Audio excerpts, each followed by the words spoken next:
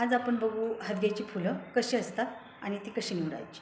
तर मी ही गुलाबी कलरची पाव किलो हदग्याची फुलं घेतलेत. याच्यात सफेद पण फुलं असतात. तर काहींचं म्हणणं असतं की हा पूर्ण मधला दांडा काढून घ्यायचा देठ.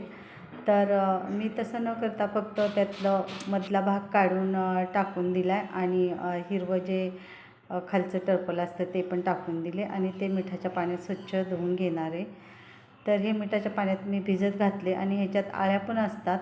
तर त्यामुळे मी मिठाच्या पाण्यात 15 मिनटं भिजत टाकून स्वच्छ धुवून घेतली.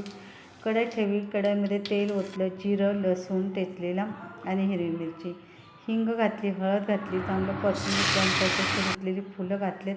आणि इथं तुम्ही डाळ पण घालू शकता धुवून स्वच्छ भिजवून, पण मी घातलेली नाही. मी घातले चवीपुरतं मीठ.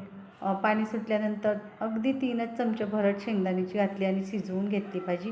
खूप सुंदर आणि टेस्टी झाली भाजी.